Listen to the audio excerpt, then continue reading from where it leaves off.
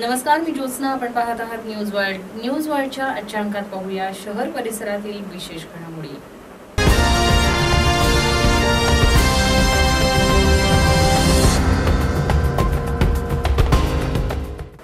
नाशिक महानगरपालिकेने सिंहस्थाच्या पार्श्वभूमीवर अत्याधुनिक असे इस्पितळ साधूग्राममध्ये कार्यान्वित केलंय. जरी या ठिकाणी रुग्णसेवेचा लाभ घेताना आढळले नाहीत, परंतु भविष्यात हा उपक्रम निश्चित सर्वसामान्यांना उपयोगी पडेल यात शंकाच नाही. या ठिकाणी 6000 स्क्वेअर फूट जागेवर 100 खाटांचं रुग्णालय उभारलंय, ज्यामध्ये एक मुख्य वैद्यकीय अधिकारी, 16 वैद्यकीय अधिकारी, एक मुख्य परिचारिका, 3 इन्चार्ज सिस्टर, 24 अधिपरिचारिका, वॉर्ड बॉईज आणि लिपिक तसेच प्रयोगशाळा तंत्रज्ञ यांची नेमणूक केली आहे. या प्रसंगी अधिक माहिती देताना मुख्य वैद्यकीय अधिकारी डॉक्टर पोतनीस यांनी बोलताना सांगितलं. मी डॉक्टर हिरामन यशवंत कोकणी, नाशिक महापालिका सिंहस्थ रुग्णालय तपोवन येथे RM म्हणून कार्यरत आहे. महापालिकेने माननीय आयुक्त साहेबांनी आराखड्याप्रमाणे सिंहस्थ रुग्णालय तपोवन येथे आपली महापालिकेची जुनीच बिल्डिंग आहे, या बिल्डिंगमध्ये सुरू केलेलं आहे.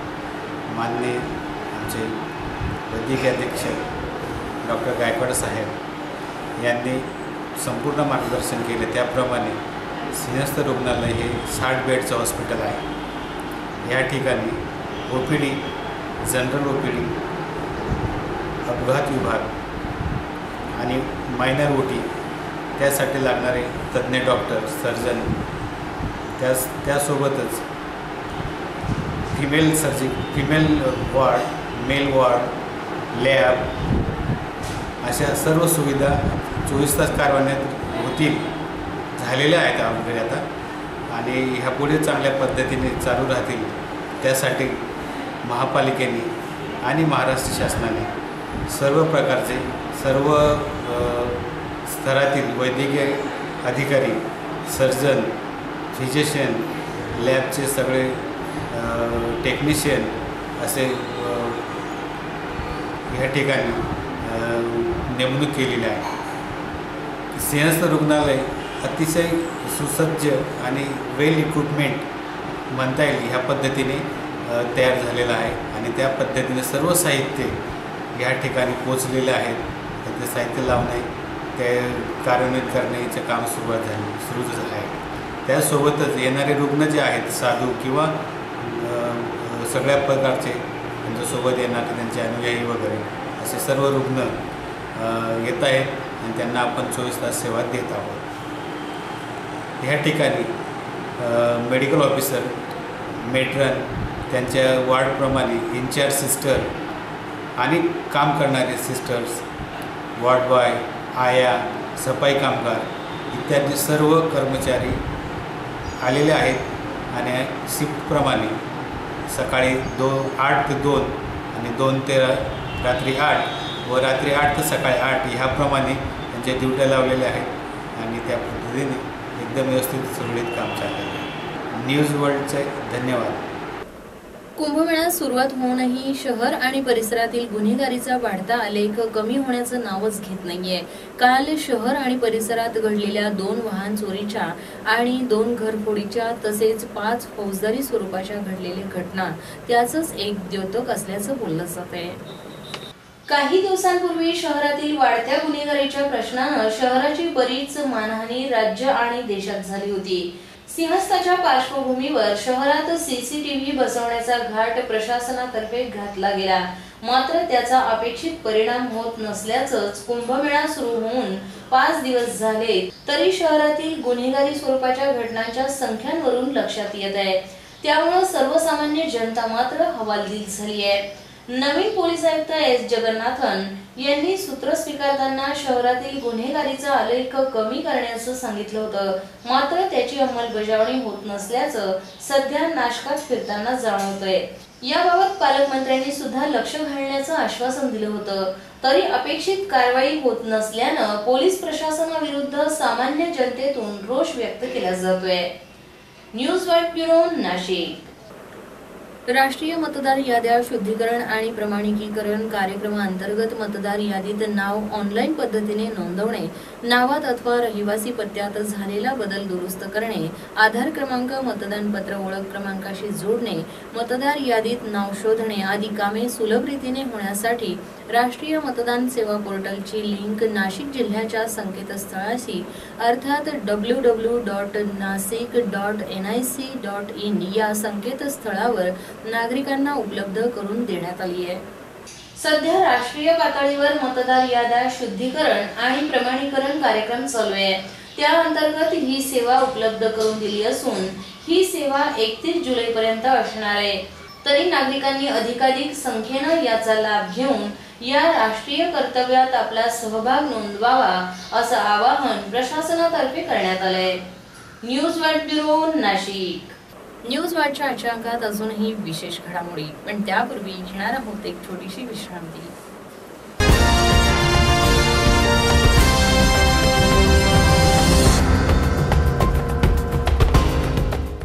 तुमचं हृदय आमची काळजी, तुमचं आरोग्य आमची बांधिलकी. आपण आमच्यावर दाखवलेल्या प्रेमाखातर 6व्या वर्धापन दिनानिमित्त खास सवलत रेडियल अँजिओग्राफी फक्त 5,000 रुपयांमध्ये. Shri Saibaba heart institute, Shalimar, Nashik. अधिक माहितीसाठी संपर्क 25070001 अथवा 02.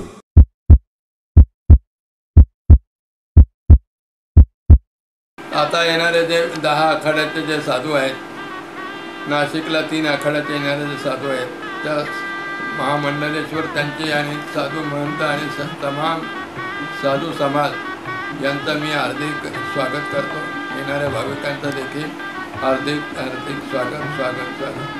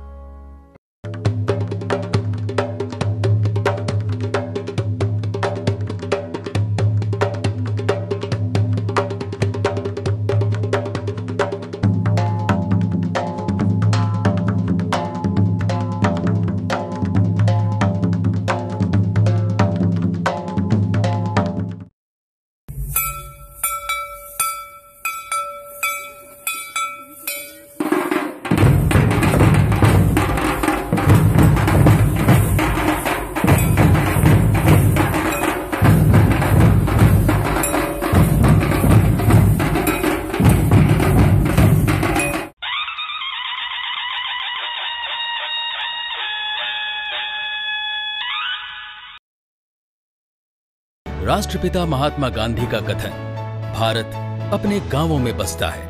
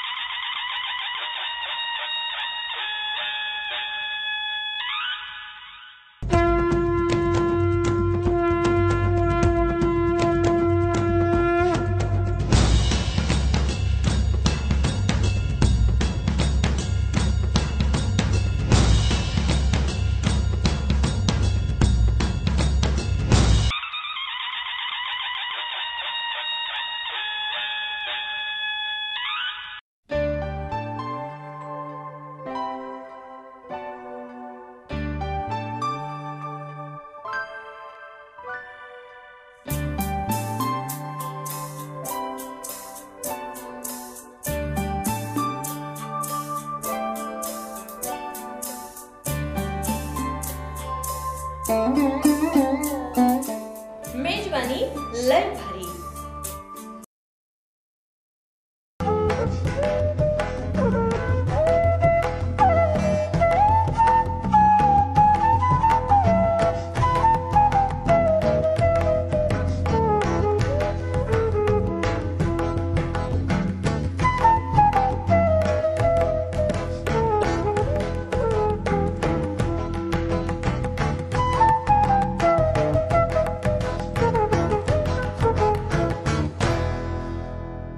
बातम्या आणि जाहिरातींसाठी संपर्क करा। आमचा पत्ता न्यूज वर्ल्ड गीत मीडिया कम्युनिकेशन, मधुमन बोधलेनगर जवळ शिल्पराज रेसिडेन्सी, हॉटेल कामत समोर, Nashik Pune road, Nashik 422 106। Phone number आहे 0253 65 77 77 5 आणि मोबाईल नंबर 9819 41 41 37 आणि 9702 31 55 88।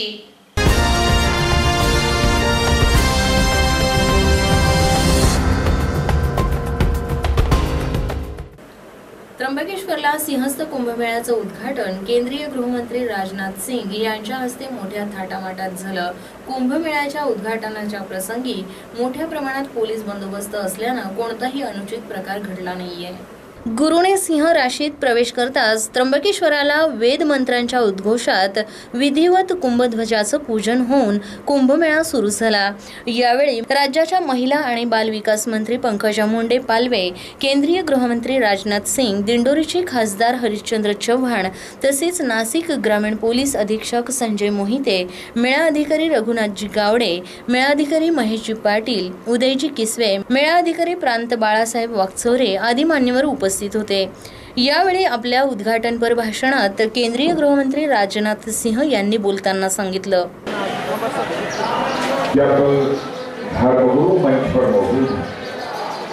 मैं मानता हूं कि वहां पर वक्ता की भूमिका राजनेताओं को नहीं निभानी चाहिए, बल्कि वहां श्रोता की ही भूमिका राजनेताओं को निभानी चाहिए। लेकिन यदि धर्म गुरुओं के का कोई आदेश यदि राजनेताओं को प्राप्त होता है तो राजनेताओं का भी यह धर्म है कि उन आदेशों का वह पालन करें, क्योंकि समाज को दिशा देने का काम यदि कोई करता है तो वह धर्म गुरु ही करते हैं। इसलिए मैं कोई ज्यादा बोलने के लिए आप सबके सामने नहीं खड़ा हुआ हूं, लेकिन आज जहां पर मैं खड़ा हुआ हूं, जिस नगरी में मैं यहां पर आया हूं, यहां पर भगवान त्र्यंबकेश्वर का शिवलिंग है। और आप सभी जानते हैं कि देश में इस प्रकार के 12 शिवलिंग हैं। भारत के किसी एक शिवलिंग की यदि कोई आराधना करता है, पूजा करता है, अर्चन करता है, तो स्वाभाविक रूप से उसकी आस्था भारत के 12 ज्योतिर्लिंगों के साथ जुड़ जाती है, यानी वह पूरे भारत के साथ एकाकार हो जाता है। अद्भुत है हमारी भारतीय संस्कृति। इसीलिए केवल मैं एक धार्मिक केंद्र नहीं मानता हूं ऐसे स्थलों को, केवल एक आध्यात्मिक केंद्र ही नहीं मानता हूं ऐसे स्थलों को, बल्कि मैं मानता हूं कि वह एक बड़े सांस्कृतिक केंद्र है।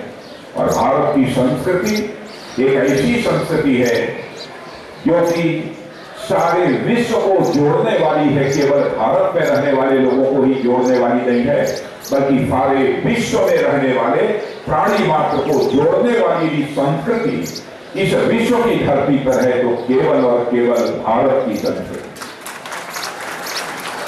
आप सबको इस बात की जानकारी होगी, चाहे वह इस्लाम धर्म हो, चाहे वह क्रिश्चियन हो, चाहे पारसी हो, यहूदी हो, सभी को यह स्वीकार करना पड़ेगा कि इस दुनिया की सर्वश्रेष्ठ यदि संस्कृति यदि कोई है तो वह भारत की संस्कृति सभी को स्वीकार करना पड़ेगा, क्योंकि भारत ही दुनिया का अकेला देश है जहां इस्लाम के दुनिया में 72 फिरके माने जाते हैं। इस्लाम के 72 फिरके माने जाते हैं, लेकिन किसी इस्लामी देश में भी, पाकिस्तान और इंडोनेशिया में भी इस्लाम के 72 और 72 फिरके नहीं मिलते हैं। यदि इस्लाम के 72 और 72 के फिरके यदि किसी दुनिया के देश में मिलते हैं तो केवल और केवल हमारे और आपके देश भारत में ही मिलते हैं। यह हमारे भारत की संस्कृति की विशेषता है। भले ही दुनिया में शांति हो, ईसाई धर्म दुनिया के दूसरे देशों में पैदा हुआ, लेकिन बहनों भाइयों, ईसाई धर्म का चर्च सबसे पहला चर्च यदि दुनिया में किसी देश में बना है तो भारत में बना है, केरल में बना है, लगभग 2000 वर्ष पहले। यह है हमारी भारत की संस्कृति की विशेषता। ईरान से जिस समय सारे पारसी उत्पीड़न के बाद खदेड़े गए थे, दुनिया में दर की ठोकर खा रहे थे, उस समय भी उन पारसियों को भी सर्वाधिक सम्मान यदि दुनिया के किसी देश ने दिया है तो भारत देश ने दिया है। यह है भारत की संस्कृति। इतना ही नहीं, यहूदी जब निकाले गए थे, उनका उत्पीड़न हुआ था और अपने देश को छोड़कर दुनिया के दूसरे देशों में दर की ठोकर खा रहे थे, उनका उत्पीड़न हो रहा था। तो उस समय यहूदियों को भी सर्वाधिक सम्मान यदि दिया है दुनिया के किसी देश ने तो वह भारत ने दिया है। यह है हमारे भारत की संस्कृति की विशेषता। इसे मैं नहीं कह रहा हूं, इजराइल जो कि आज के कुछ वर्षों पहले अस्तित्व में आया है, उसने अपने इतिहास में लिखा है कि दुनिया के हर देश में हम भटकते रहे, लेकिन सर्वाधिक सम्मान यदि हमको प्राप्त हुआ है तो वह भारत में प्राप्त हुआ है। यह है हमारे भारत की संस्कृति की विशेषता, भारत के अध्यात्म की विशेषता। हमारे यहाँ रहने वाले लोगों का मन कभी छोटा नहीं होता है, बल्कि हमारे यहाँ के रहने वाले लोगों ने बराबर बड़े मन के साथ काम किया है।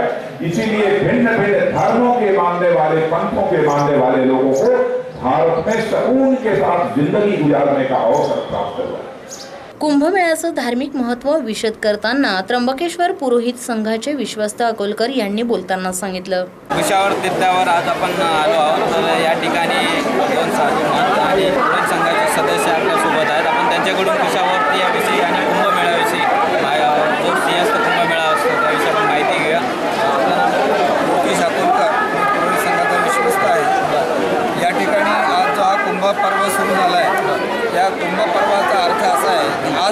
म्हणजे आज सकाळी 6:16:26 गुरुनी सिंह राशीत प्रवेश केलेला आहे. पंचांगाच्या आपल्या भारतीय कालगणनेनुसार पंचांगाच्या आजच्या सकाळी 6:26 या कालावधी जो सिंह राशीमध्ये गुरु ग्रहाचा प्रवेश झालेला आहे. त्या समयी ही जी धर्मध्वजा स्थापन झाली आहे, या धर्मध्वजेचं त्यावेळेस स्थापन होणं हे अत्यंत महत्त्वाचं असतं आणि अत्यंत भावपूर्ण वातावरणात सन्माननीय मंत्र्यांच्या आणि सर्व उपस्थितांच्या स्वामीजींच्या उपस्थितीमध्ये हा सोहळा पार पडला आहे. आजपासून हा कुंभमेळा सुरू होऊन हा जवळजवळ 13 महिन्यांचा कालावधी पूर्ण करून ज्यावेळेस सिंह राशीतून गुरुचा प्रवेश कन्या राशीत होईल त्यावेळेस ही धर्मध्वजा परत खाली उतरवून आणि या सिंहस्थ समारंभाचा समारोप केला जात असतो. दरम्यानच्या कालावधीमध्ये अनेक छोटे मोठे पर्व भाविकांसाठी आपल्या स्नानासाठी उपलब्ध असतात. परंतु शाही स्नान हा जो एक प्रकार आहे, आखाड्या जे काही इथे 10 आखाडे आहेत त्र्यंबकेश्वरला, त्या आखाड्यांचं शाही स्नान असतं. ते शाही स्नानाचे मुख्य 3 पर्व श्रावण पौर्णिमा, श्रावण अमावास्या आणि वामन द्वादशी असे पर्व या ठिकाणी त्यांच्या शाही स्नानाच्या बरोबर साजरे केले जातात. त्या निमित्ताने अधिक गर्दी वाढत असते. मागच्या वर्षीचा कुंभमेळा आणि मागच्या वेळेसचा कुंभमेळा सुमारे 12 वर्षापूर्वीचा आणि आजचा कुंभमेळा याच्यामध्ये थोडासा आता वैज्ञानिक आणि लोकांच्या भावनेचा आदर वाढल्यासारखं दिसून येतं आहे. वैज्ञानिक दृष्टिकोनातून पाहिलं तर अनेक मीडिया आणि माध्यमातून याचा प्रचार होतो आहे. त्यामुळे धर्माभिमानी लोकांना त्याचा लाभ निश्चित होतो आहे आणि येणाऱ्या लोकांना सुखसोयींची उपलब्धता झालेली असल्यामुळे गाडी म्हणा, रस्ते म्हणा या चांगल्या पद्धतीने प्रशासनाने केलेल्या असल्यामुळे या ठिकाणी आता येणारा भाविक वर्ग हा मागच्या तुलनेमध्ये चौपटीने वाढण्याची शक्यता रोहित संघ आणि त्र्यंबकेश्वरचे जे काही प्रशासक आहेत यांना संभवते. हे जे कुशावर्त तीर्थ आहे, स्नान केल्याने भाविकांना किंवा एक कुशावर्त हे कशा पद्धतीने गोदावरीचं उगमस्थान या समोरच्या ब्रह्मगिरी पर्वतावर झालेला जरी असला तरी गोदावरी ही स्नानासाठी सर्वप्रथम या कुशावर्त तीर्थामध्ये उपलब्ध आहे. गौतम ऋषींनी या तीर्थाला कुशांनी आवर्तन करून म्हणजे आपल्या सध्याच्या वर्तमान भाषेमध्ये जे काय आपण दर्भ ज्याला म्हणतो त्या दर्भांनी याला आवर्तन करून आणि या ठिकाणी सर्वप्रथम स्नान केलं आहे. त्यामुळे गोदावरी ही स्नानाला सर्वप्रथम इथे उपलब्ध आहे. जोपर्यंत गुरुचा सिंह राशीत वास आहे, प्रवेश आहे, तोपर्यंत एक आपल्या धर्मशास्त्राची संकल्पना अशी आहे की आपले सर्व देवी देवता या तीर्थावरती वास करत असतात. त्या वासांच्या निमित्ताने आपण केलेलं स्नान हे आपल्याला भारतावर्षातल्या किंवा भारताच्या बाहेर ज्या हिंदू धर्मीय आपल्या सिंधू नद्या गेलेल्या आहेत त्या सर्वांचं स्नानाचं पुण्य या ठिकाणी प्राप्त होत असतात आणि सर्वप्रथम गोदावरी या ठिकाणी उपलब्ध असल्यामुळे इथे स्नान करण्याचं सर्वात जास्त महत्त्व आहे. अन्यत्र माणसांनी कोणत्याही तीरावर स्नान केलं तर त्याचं फलप्राप्ती निश्चित होणार आहे, परंतु काही पर्सेंटेजमध्ये इथे त्याची पुण्यप्राप्ती निश्चित जास्त होईल.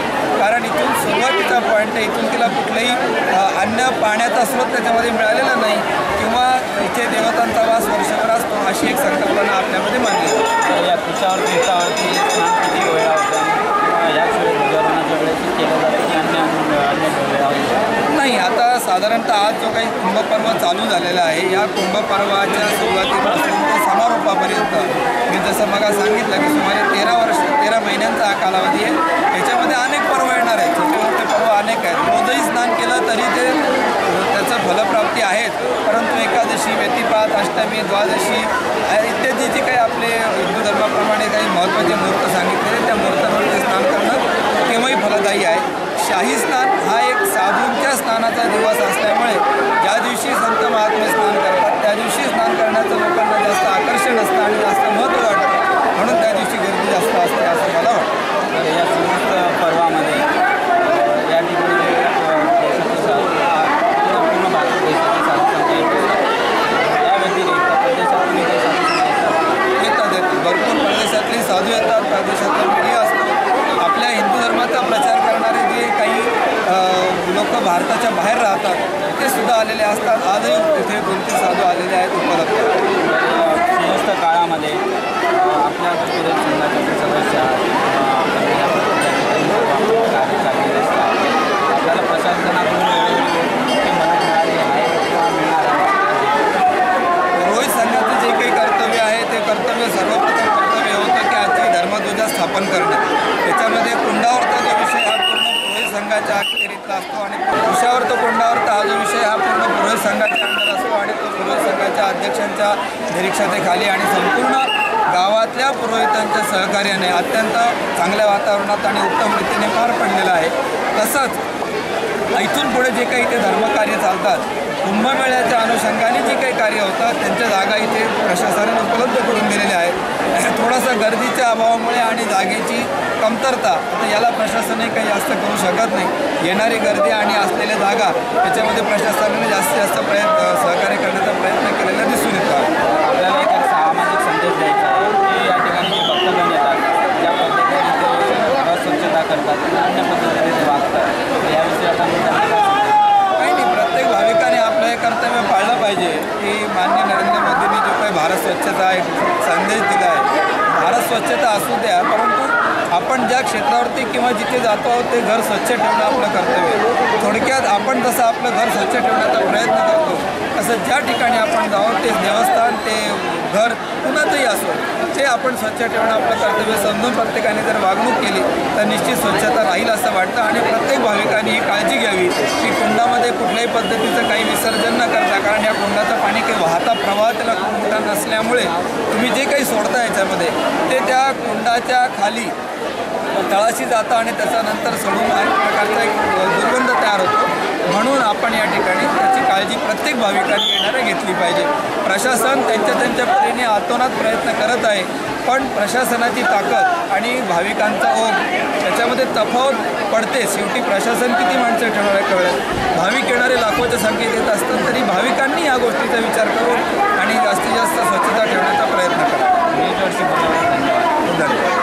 अधिक महिना चालू असतानाच सिंहस्थ चालू झाल्यानं दुहेरी पुण्यप्राप्तीसाठी भाविकांनी स्नानाची पर्वणी साधून घेत कुंभमेळा सुरू झाल्यावर लागलीच स्नानासाठी कुशावर्तात धाव घेतली.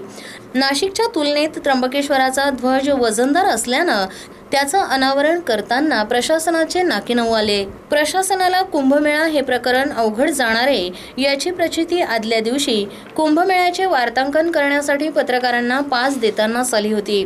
तरी एकंदरीत चांगल्या पद्धतीने नियोजन केल्याचा सूर उमटत राहिला.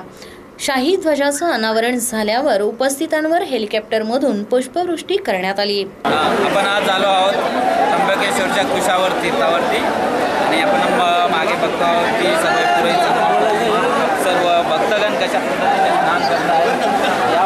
आत्ताच थोड्या वेळ पूर्वी येथे गृहमंत्री राजनाथ सिंग आणि मंत्री पंकजा मुंडे हे आले असता त्यांनी पूजा केलेली आहे. आपण मागे बघू शकतो की भक्तगण सर्व पद्धतीने कशा पद्धतीने आनंद घेत आहेत. या ठिकाणी त्र्यंबकेश्वरमधील हे जे कुशावर तीर्थ आहे, गंगा गोदावरी कुशावर तीर्थ, या ठिकाणी स्नान केल्याने पुण्य मिळते अशी एक व्याख्या आहे. त्र्यंबकेश्वर या देवस्थानी आज भक्तगण जमलेले आहेत. आज पहिला ध्वजारोहण झालेला आहे. त्र्यंबकेश्वरची सिंहस्थ कुंभमेळ्याची सुरुवात झालेली आहे. न्यूज वर्ल्डसाठी चंद्रकांत जाधव सह चंदन पवार. न्यूज वर्ल्डसाठी कॅमेरामन चंद्रकांत जाधव सह न्यूज वर्ल्ड ब्युरो नाशिक. केंद्र शासनाची महत्त्वाची कार्यालय म्हणून परिचित असणाऱ्या भविष्य निर्वाह निधी कार्यालयाच्या अंतर्गत येणाऱ्या नाशिक विभागाचं भविष्य निर्वाह निधी कार्यालय सध्या बेवारस स्थितीत असल्याचं चित्र दिसतंय. नाशिक शहराच्या एका टोकाला असणाऱ्या या कार्यालयाला शासनाकडून अनेक दूरध्वनी शासनाने पुरवले खरे, मात्र हे दूरध्वनी कार्यालयात चौकशीसाठी फोन करणाऱ्या सर्वसामान्यांसाठी आहेत हे कार्यालयातील कर्मचाऱ्यांना सांगण्यास शासन विसरले असावे. कारण आलेला फोन उचलून बोलण्याचे कष्ट घेण्याचे सौजन्यही तेथील कर्मचारी दाखवत नाही. परिणामी अत्यंत क्षुल्लक कामासाठी सुद्धा नागरिकांना सातपूरला यावं लागतं, अशी तक्रार नागरिक न्यूज वर्ल्डकडे सातत्यानं करत असतात. म्हणून कालपासून आम्ही किमान 20 वेळा प्रयत्न करून देखील आम्हाला देखील तोच अनुभव आला. भविष्य निर्वाह निधी कार्यालयात येणारे बहुसंख्य जन वरिष्ठ नागरिक असतात. हे लक्षात घेऊन खात्याच्या प्रमुखांनी यात लक्ष घालणं अत्यंत आवश्यक आहे. News world bureau Nashik. News वर्ल्डच्या आजच्या अंकात अजूनही विशेष घडामोडी, पण त्यापूर्वी घेणार आहोत एक छोटीशी विश्रांती.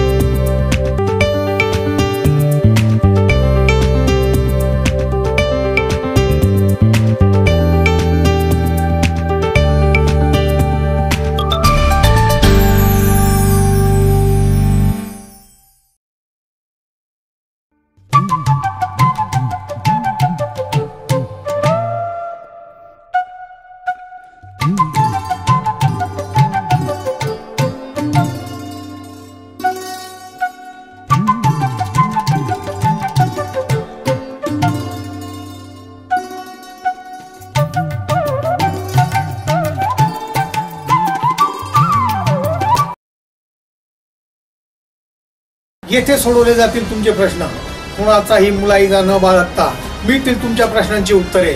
सत्य निपक्षपणे कळतील तज्ञांची मते. न घाबरता बेधडक विचारले जातील प्रश्न. म्हणून बघायला विसरू नका राहुल ऑन दी स्पॉट, फक्त न्यूज वर्ल्ड वाहिनीवर दर रविवारी सायंकाळी 8 वाजता.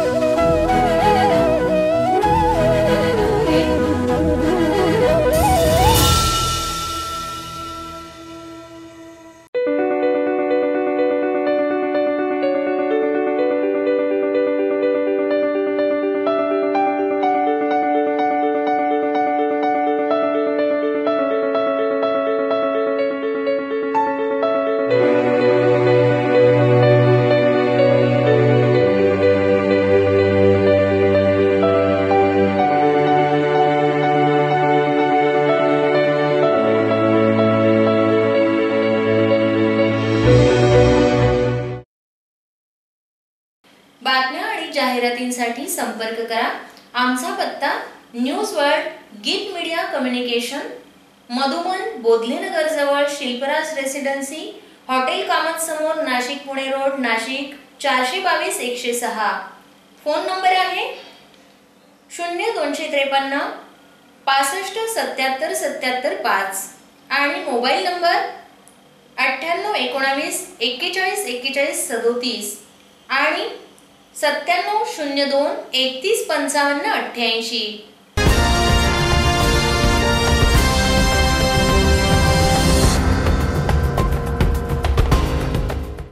विविध कारणांनी गाजत असलेल्या नाशिक त्र्यंबकेश्वर कुंभमेळ्याचं गुरु सिंह राशीत प्रवेश करताच वैदिक मंत्रघोषात धूमधडाक्यात उद्घाटन करण्यात आलं. त्र्यंबकेश्वर येथे केंद्रीय गृहमंत्री राजनाथ सिंग तर नाशिकला महाराष्ट्राचे मुख्यमंत्री देवेंद्र फडणवीस यांच्या उपस्थितीत ध्वजारोहण करून उद्घाटन करण्यात आलं. आपल्या उद्घाटनपर भाषणात महंत ज्ञानदास महाराज यांनी त्र्यंबकेश्वर मधील वादग्रस्त महंतांवर चांगलेच तोंडसुख घेतले. तर मुख्यमंत्र्यांनी या प्रसंगी आपण शेतकऱ्यांना चांगले दिवस यावेत अशी मनोकामना केली. तत्पूर्वी नाशिक येथे झालेल्या सिंहस्थाच्या ध्वजारोहण कार्यक्रमात ध्वजारोहण झाल्यावर उपस्थितांवर पुष्पवृष्टी करण्यात आली। ध्वजारोहण झाल्यावर अचानक हवा वाहू लागल्यानं भाविक मंत्रमुग्ध झाले। या प्रसंगी कुंभमेळ्याच्या आयोजनासाठी अहोरात्र खपणाऱ्या लोकांचा सत्कार करण्यात आला।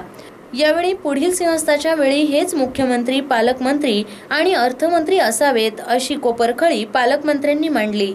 यावेळी महापौर अशोक मुर्तडक, उपमहापौर गुरमीत सिंग बग्गा आदी मान्यवर उपस्थित होते। यावेळी अनेक नगरसेवकांना अपमानास्पद पद्धतीने वागवण्यात आल्यानं जाणून बुजून महानगरपालिकेला डावलण्यात आल्याची चर्चा यावेळी नगरसेवकांमध्ये रंगली होती। काही दिवसांपूर्वी महानगरपालिकेच्या अतिक्रमण विभागाने पुरोहित संघाचं कार्यालय पाडलं होतं। त्याचा वचपा काढण्यासाठी हे पाऊल उचललं गेल्याचा संशय पालिका वर्तुळात व्यक्त केला जातोय। कुंभमेळ्याला सुरुवात झाली आणि त्यात न संपलेला अधिक मास हा दुग्ध शर्करा योग साधत अनेक भाविकांनी स्नानाची पर्वणी साधून घेतली। यावेळी त्र्यंबकेश्वर येथे महिला आणि बालकल्याण मंत्री पंकजा मुंडे, केंद्रीय गृहमंत्री राजनाथ सिंह यांची प्रमुख उपस्थिती होती। तर नाशिकला जिल्ह्याचे पालकमंत्री गिरीश महाजन, केंद्रीय मंत्री श्रीपाद नाईक, परमपूज्य अण्णासाहेब मोरे, आमदार सीमा हिरे, देवयानी फरांदे, बाळासाहेब सानप आदींची प्रमुख उपस्थिती होती। या कार्यक्रमाचं सूत्रसंचालन शब्द मल्हारचे स्वानंद बेदरकर यांनी केलं। श्री हंसदेवाचार्य महाराज के श्री महंत श्री रामकृष्णदास जी, श्री रामकिशोरदास जी शास्त्री जी, श्री धनदास जी, श्री जगन्नाथ दास जी एवं श्री राजेंद्र दास जी स्थित यहाँ महाराष्ट्र के आदरणीय मुख्यमंत्री जी फडणवीस जी एवं केंद्रीय गृहमंत्री आदरणीय राजनाथ सिंह जी या ठिकाणी आले आणि त्र्यंबकमध्ये त्यांच्या हस्ते ध्वजारोहण झालं। नाशिकला मी आणि सुधीर भाऊ आम्ही ध्वजारोहण केलं आणि या कुंभाच्या महापर्वाची आज सुरुवात झाली आहे, संपादित केली आहे। मोठ्या प्रमाणात घाटांची निर्मिती केली आहे आणि ज्या ज्या काही व्यवस्था करणं शक्य आहे त्या सगळ्या व्यवस्था या ठिकाणी केलेल्या आहेत। आज जे ज्ञानदास महाराज होते त्यांनी देखील या सगळ्या व्यवस्थेची बरीच प्रशंसा केली आहे आणि आम्ही त्या सगळ्या साधू संतांना मंत्रांना सांगितलं आहे की आपल्या घरचं कार्य काही त्रुटी राहिल्या तर आपण गोड मानून घ्यावं आणि तशाच प्रकारे त्याचं सहकार्य आणि समर्थन मिळत आहे तरी चुकलाम व्हावा अशा प्रकारचा आशीर्वाद हा आम्ही या कुंभ पर्वाच्या निमित्ताने मागितला।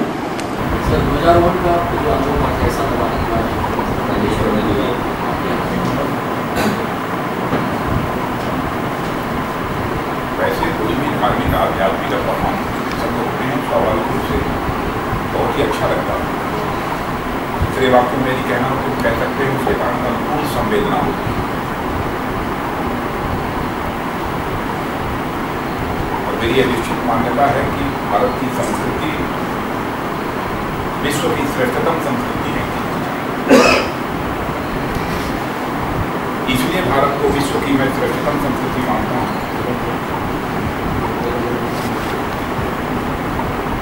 इस्लाम के 72 फिरके होते हैं, इस्लाम के 72 फिरके होते हैं।